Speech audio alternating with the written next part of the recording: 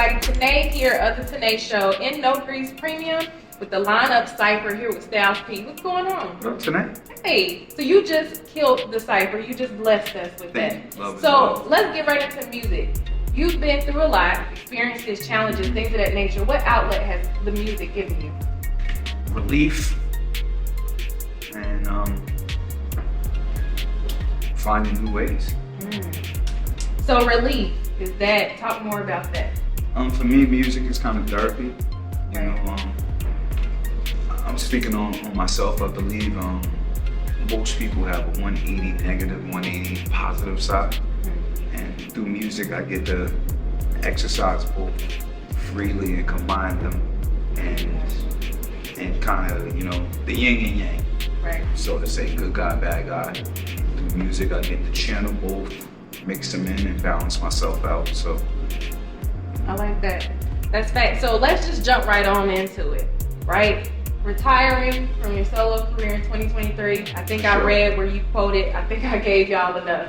So is it time? Is Ghost out? Like, talk to us about that. I feel as a solo artist, I feel like at some point a man has to draw his own line in the sand for himself without worrying about what everybody else thinks or wants. I like that. And for me, I love my people. I focus on my people so much, but then I gotta practice what I preach also. So if I tell all my people about health and you know, eating clean, mental health, and this health, that health, some way I gotta practice it myself, and I feel a little ran down. So I feel like, you know, I'm not quitting music. I'm gonna be a locks to the day they put me in the dirt. Okay. And, you know, the sand hit the box. I do a lot of collab projects, but I feel as a solo artist, I've done a lot more than most people in my age group. I've made as much mixtapes as I've made albums. You know, I'm probably in the top 5 in putting out the most content for people in my age group.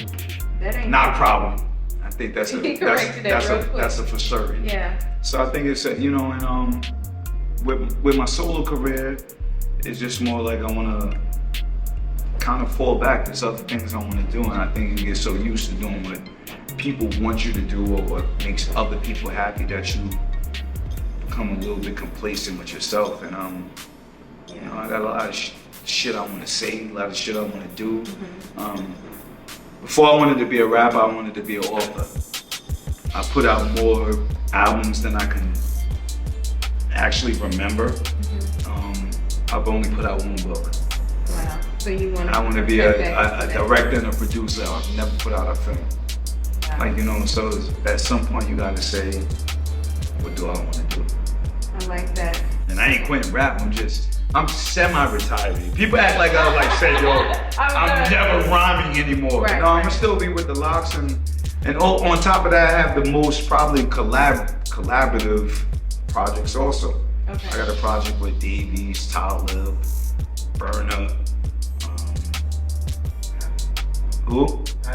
Havoc. It's about 2 other people I'm missing, but this is what I do. So, you know, I just want to focus on other endeavors for now. It's kind of be easy, like, you know what I mean? Yeah. And plus, to be honest with you, rhyming has been my personal therapy for myself for a very long time. Like, I've become comfortable with talking about my issues, going to therapy. Now I'm just trying to hit another stage where I find a different lane of relief for myself also. And I'm gonna still be saying that shit though. You've definitely been vulnerable. I would definitely say that. Yeah. You know, we've seen, of course, the shows and things of that nature. So I definitely appreciate that. Because anybody that can put themselves out there and be vulnerable, I think that's commendable. Not really. Why you say that? I think people think vulnerability is commendable, but it's not really. I mean, it's something, if most people don't do it, you see it as that. Being vulnerable is being healthy. Okay. It's being honest. It's not about being commendable. Like, some people will see it that way, some people won't. But at the end of the day, you can't live by other people's standards, and you gotta be willing to tell people who are going through the same situations you're going through or something similar, how you're feeling, because you already know that other people feel that way. Right. Like, or if you don't, other people feel that way. I'm letting you know that other people feel that way. So vulnerability is, then on the warrior side, for you to know your strengths, you have to know your weakness. As a soldier, wolf and black man living in today's society, if you don't know your weakness, then you really won't be in touch with your strength either. So I don't think there's nothing wrong with being vulnerable, and I think a man needs to be in touch with all of his feelings to be more of a man. Sometimes you gotta yell, sometimes you gotta scream, sometimes you gotta cry, sometimes you gotta laugh, sometimes you gotta play, sometimes you gotta be serious, but as a black and brown man, all of this lies on your shoulders, and you gotta figure a way to balance it out, and we're all kind of taught to not be vulnerable. Right. But if you know your weakness, you know your strengths. I like that. Preaching, okay. So I want to kind of go back to the health aspect that you talked about. I know you have the Juices for Life. Yeah, Pharmacy for Life, Juices for Life. Okay. And you're stepping away from that as well, right?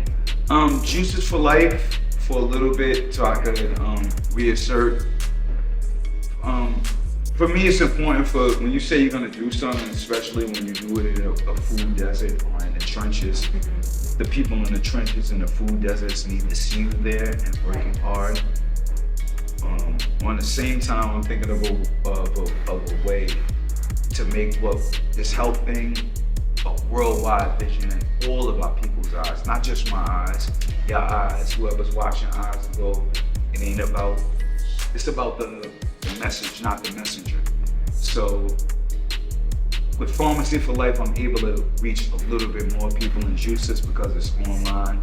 We do have a brick and mortar. And then I also just don't want the youth of where I'm from looking at me a certain way because I'm not in all the stores. What they know is repetition and seeing people who's around. And then also, when you move fast and you want a lot, you don't always keep your business partners, your loved ones, your family in the ultimate proper perspective. Okay. You know what I mean? Sometimes you run and people run with you because they know who you are, they know your intent. But that doesn't mean that situation is comfortable for everyone. They just know your intent and what you're doing, but are you looking at it the same way? So for me, I just wanted to take time to reevaluate myself, my life situations, everything I'm doing with music, health, and get back to the table the correct way. Yeah, and I mean, you speak on health a lot, but I think that is healthy. Like you said, to acknowledge when a business situation isn't working anymore, or whatever it may be, that's healthy. It's not even working when you ain't working in the situation. Okay.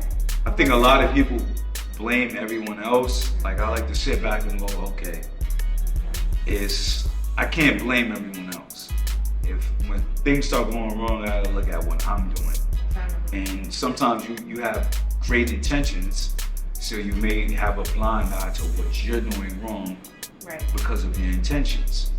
But I continuously strive to grow, so I'm trying to pay more attention to what I'm particularly doing and what's good and what's bad. But sometimes you gotta sit back and reevaluate. Yeah. And that takes to go, all right, let me leave my solo career alone. I can still do collab projects and a lot of stuff, but let me get away from that. Let me, reconstruct how I'm gonna do this health thing. And I want it all to work out one way. And that's pretty much it.